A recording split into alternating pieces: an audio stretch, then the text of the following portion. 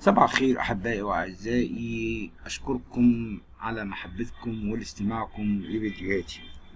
طبعا شيء محزن جدا جدا على اللي قاله رشدي عبد المجيد ده ولا مش عارف ايه على السيد المسيح وعلى الآية اللي قالها يا أولاد الأفاعي ده في الفيديو السابق.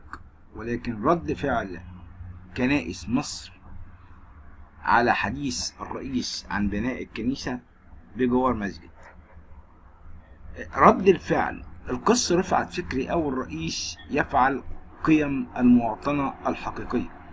تحدث الرئيس عبد الفتاح السيسي خلال كلمته بافتتاح مشروعات قومية جديدة عن المشروعات السكنية الجديدة، ووجه طلبا إلى وزير الإسكان الدكتور عاصم الجزار.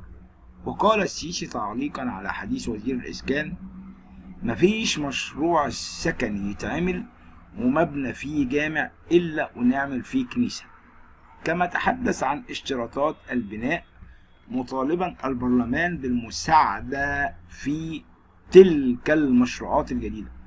وتعليقا على هذا الأمر أشاد رئيس الطائفة الإنجيلية بمصر الدكتور القس أندريا زكي بتصريحات الرئيس عبد الفتاح السيسي اليوم الأربعاء حول أهمية وضرورة بناء كنيسة بجانب المسجد. وقال الرئيس الإنجليزي إن بناء دور العبادة في عهد الرئيس بصمة وطنية لن تنسى في تاريخ مصر الحديث، ونحن أمام قيادة مخلصة ودولة تسعى بشتى الطرق الممكنة لتأصيل الوعي الوطني لدى المواطنين. وأضاف رئيس الإنجيلية إننا نشهد مصر جديدة، جمهورية جديدة في عهد الرئيس السيسي، بخطوات ثابتة نحو مستقبل مشترك بين جميع أبنائها وبمسؤولية وطنية مخلصة. وأصبح المصريون في عهد الرئيس السيسي شعبا واحدا في وطن واحد. أسقف المنيا الجديدة. ومن جانبه أشاد الأنبا فام أسقف المنيا الجديدة وتوابعها، والذي يرأس نيافته أحد أهم المجتمعات العمرانية الجديدة بصعيد مصر، وهي مدينة المنيا الجديدة، بتصريحات الرئيس عبد الفتاح السيسي اليوم حول مراعاة بناء كنيسة إلى جانب المسجد في المشروعات الجديدة. وأوضح نيافته في تصريحات صحفية له أن الرئيس عبد الفتاح السيسي يرسخ كل يوم لمبادئ المواطنة الرشيدة، ويعيد لحمة النسيج الوطني داخل الجمهورية الجديدة التي حلمنا بها كثيرا، وهي تتحقق على أرض الواقع على أيدي قائد سيذكر له التاريخ في كل العصور عظيم محبته لتراب هذا الوطن وشعبه بجميع فصائلهم. ووصف أسقف شرق المنيا الجديدة التصريح الأخير لرئيس الجمهورية بالمستنير، مؤكدا أن الشعب المصري بمثل هذه القرارات أصبح بالفعل نسيج واحد، شعبا واحدا داعم لوطن متأصل في وجدان كل مصر. الأنبا بخوم.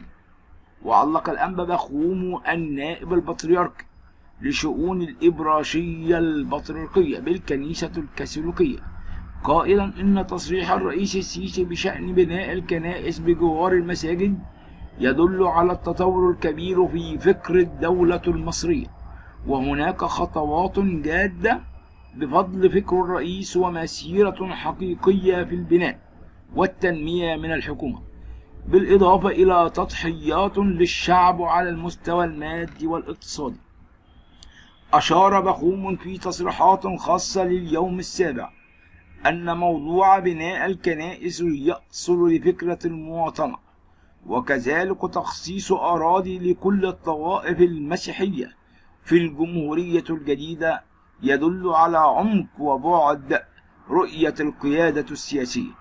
والقس رفعت فكري. ومن جانبه علق القس رفعت فكري أمين وعام مشارك بمجلس كنائس الشرق الأوسط ورئيس مجمع القاهرة الإنجيلي قائلا: الحقيقة الرئيس السيسي في حديثه عن المواطنة والمساواة مش مجرد أقوال أو تصريحات، لكن هناك فعل على أرض الواقع وفي المدن الجديدة وفي الخرائط دائما يسأل على طول فين الكنيسة بجانب المسجد، فهو بذلك رئيسا لكل المصريين قولا وفعلا، ويسعى لتحقيق المساواة.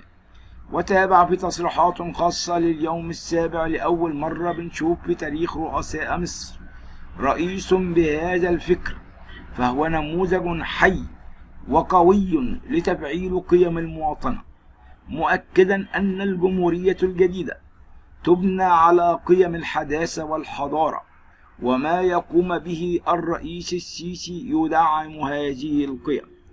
وتابع إن لجنة تقنين أوضاع الكنائس سهلت العديد من الأمور الصعبة في العقود الماضية، واليوم تم حل هذه المشكلة، ومئات الكنائس التي تم تقنينها، وهناك كنائس تبنى في الأماكن الجديدة. كل الشكر للرئيس السيسي على إنجازاته الجميلة وحل اشتراطات بناء الكنائس، الاشتراطات المعقدة، وطالب البرلمان بأنها تساعد في حل هذه الاشتراطات الصعبة. نشكر ربنا على كل حاجة وعلى كل حال إن مصر ما زالت بتتفتح، مصر بدأت تظهر من جديد، مصر الجميلة اللي بنطلب من ربنا ان يحافظ عليها ويبعدها عن كل وباء ويبعدها عن كل شر. الحقيقة يعني حاجة رائعة جدا جدا. لكن يعني الشيء اللي بيضايق ويتعب المصريين هو دايما الكلام عن ان الرئيس السيسي دايما في حاجات صعبة. ولكن عاجل عقب فرمان رئيس السيسي شاهد ما يحدث في مطار القاهرة الدولي. ايه اللي حصل؟ عاجل عقب الفرمان، مطار القاهرة يستقبل رحلتين لطلاب مصريين قادمين من أوكرانيا. استقبل مطار القاهرة اليوم السبت طلاب مصريين الدارسين بأوكرانيا بعد فرارهم من الحرب الروسية ووصولهم إلى بولندا. وأكد مصدر من مطار القاهرة أن الطلاب المصريين قد وصل عددهم ل 180 طالبا قد وصلوا القاهرة على متن طائرتين تابعتين لشركة إيرو كايرو التابعة لوزارة الطيران المدني، والتي تم تسييرهم مساء الجمعة من مطاري الغردقة وشرم الشيخ إلى مطار كوتيفنشي ببولندا لنقل الطلاب الذين عبروا الحدود من أوكرانيا. وكان قد كشفت السفارة المصرية في أوكرانيا للقاهرة 24 تفاصيل جهود إجلاء المصريين العالقين في أوكرانيا عبر الحدود مع الدول الأخرى المجاورة، مشددا على التنسيق مع السفارات المصرية الأخرى وكذلك السلطات الأوكرانية. طلاب المصريين في أوكرانيا. وقال سكرتير أول سفارة مصر في أوكرانيا محمد عبد العاطي إن عملية إجلاء طلاب مصريين تتم بشكل منضبط مقارنة بالأيام الأولى، وجاري التنسيق مع الجالية المصرية وقيادتها في المدن المختلفة في أوكرانيا، بالإضافة إلى التنسيق مع الهيئة العليا لإدارة الطوارئ الأوكرانية لتحديد المسارات الآمنة لتحرك ووجود مرافقة شرطية للباصات التي تتحرك للحدود، وكذلك مسارات القطارات الآمنة بعد تعرض بعضها للقصف. وأضاف أيضا أن هناك عدد كبير من أبناء الجالية المصرية في أوكرانيا تمكن من تجاوز الحدود، مؤكدا أنه يتم نقل طلاب مصريين بالتعاون مع سفارات مصر في الدول المجاورة لرومانيا والمجر وبولندا وسلوفاكيا، مشيدا بالجهود الجبارة لتفضيلها السفارات المصرية بتلك الدول على مدى الأيام الماضية. شكرا لكم أحبائي وأعزائي، وأتمنى أنكم تكونوا بخير، وأرجو أن يكون الفيديو عجبكم، ولا تنسوا الاشتراك في القناة.